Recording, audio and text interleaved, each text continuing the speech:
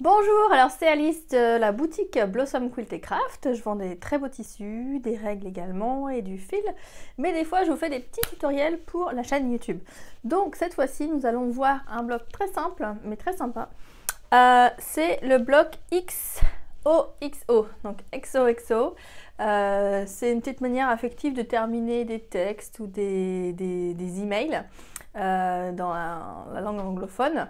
Donc voilà, c'est une petite manière mignonne de montrer son affection pour quelqu'un. Ça veut dire hugs and kisses, donc ce qu'on dirait des gens qui se font une accolade et des bisous. Donc voilà, donc on va apprendre ces deux blocs qui n'est en réalité qu'un seul bloc. C'est des modules, le même module qu'on va juste pivoter.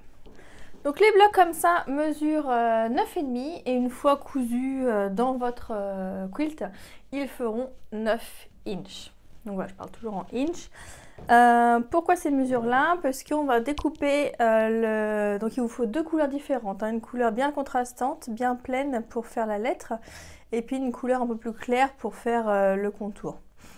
Et donc on va commencer par couper 4 carrés de 5 inches.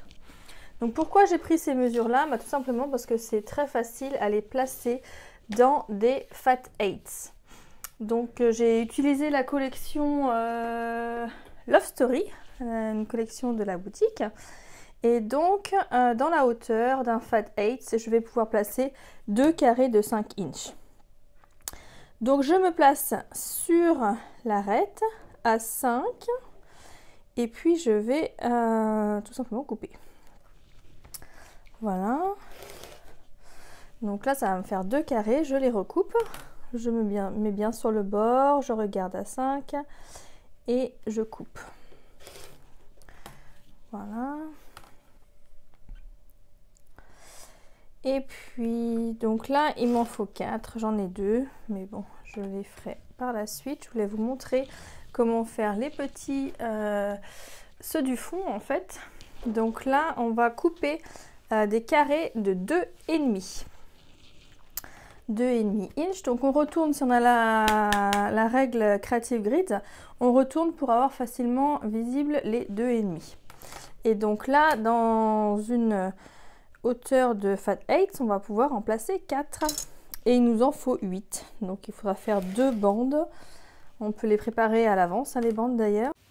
Une fois que vous avez découpé vos 2 bandes, on les retourne pour faire tous les petits carrés nécessaires. Donc je me place à 2,5 et je coupe. Et donc là, il m'en faut 8. Donc c'est 2 petits carrés pour un grand carré. Donc je vais continuer ma découpe et on se retrouve par la suite, pour la suite. Donc voilà, j'ai tous mes carrés. Les grands c'est 5 inches sur 5 inches. Et les petits, j'en ai 4. Et les petits c'est 2 inches et demi sur 2 inches et demi. Et j'en ai 8.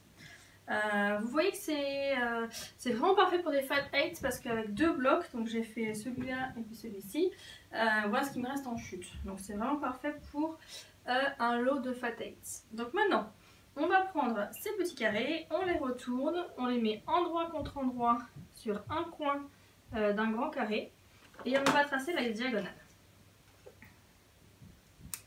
On va tracer tout simplement la diagonale. On fait la même chose sur les 4 grands carrés. Et on va coudre sur la diagonale. Donc là, vous n'avez pas besoin de votre pied à quart de inch. Vous pouvez tout simplement changer pour avoir votre pied basique, le pied de couture normal. Donc voilà, puisqu'on coud sur la couture. Donc voilà, on va faire la chaîne, je les prépare, je les mets sur les petits coins. Je me suis avancée, j'ai cousu tous mes petits carrés sur les grands carrés dans le sens de la diagonale. Et maintenant on va les couper avant de passer au repassage. Donc on prend sa règle, toujours pratique si on a la règle Creative Grid, puisque le quart de inch est en matière un peu plus agrippante, donc on voit tout de suite où elle est. Donc on place le quart de inch sur le trait de la couture et du trait qu'on a fait, et puis on enlève le surplus. Voilà. maintenant on passe au repassage. Et on va ouvrir donc ces petits carrés qui sont maintenant des triangles. Hein. Voilà. Et donc ça nous fait le module diagonal avec la méthode Stitch and Flip.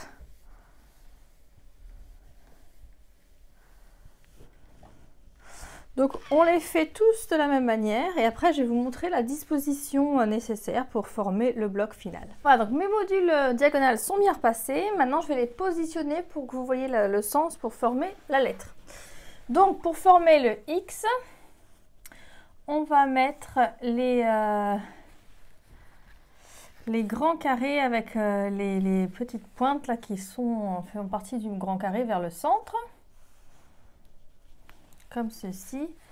Et donc ça nous forme la lettre X. Tout simplement.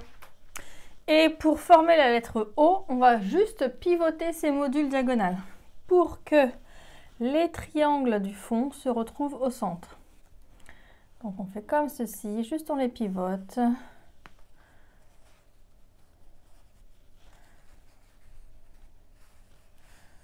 Voilà, et ça forme la lettre O.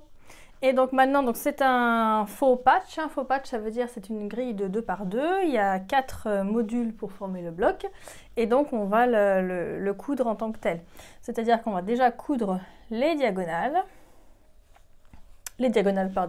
On va coudre les paires entre elles, donc le haut et le bas. Et puis après, on aura juste une couture centrale à faire. Donc là, on change de pied, puisqu'on a besoin d'avoir une couture à 1/4 de inch. Donc on prend notre pied 1/4 de inch.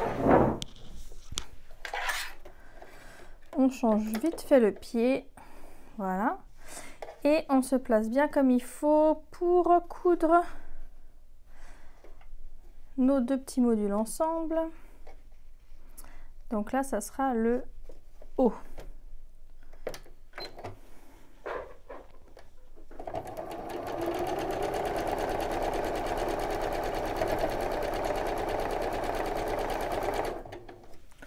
Je prends le suivant et je le couds également. Et donc là, après, on va faire attention au sens du repassage pour pouvoir que ça bien blottir les valeurs de couture pour la suite, pour que ça se rencontre bien comme il faut.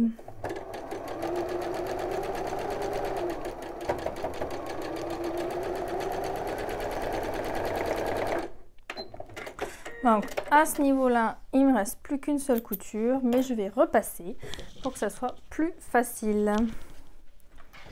Donc je repasse la couture, la valeur de couture dans un sens sur un module et puis dans l'autre sens sur l'autre module. Comme ça, on va pouvoir bien les blottir et ça va nous faire une belle couture. Donc là, j'ai mis la valeur de couture vers le haut. Donc il me faudra mettre la valeur de couture vers le bas pour les modules suivants. Donc là je veux le bas, donc je vais faire comme ça.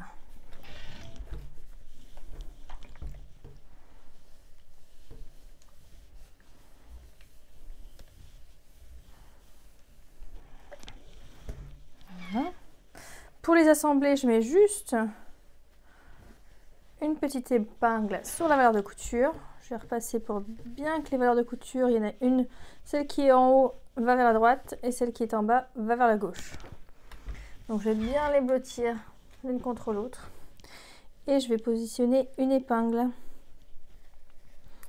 et effectuer la couture, la dernière couture pour finir notre bloc.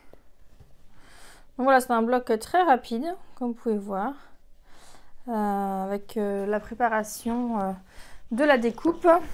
Vous pouvez faire de nombreux blocs en très peu de temps.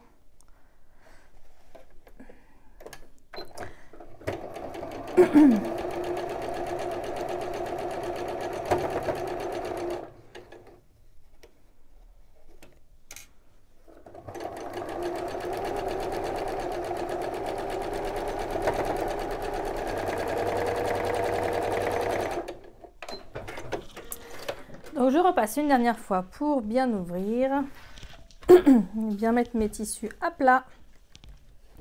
pour que ça soit joli. Et j'ai mon nouveau bloc 1O. Donc voici le bloc XOXO achevé. J'espère que vous avez apprécié ce tutoriel qui est très simple. Je vous mettrai les dimensions également dans le blog. Donc vous pouvez voir le lien dans la boîte en dessous pour aller voir les dimensions. Voilà, je vous retrouve aussi dans la boutique pour retrouver la collection Love Story, oui.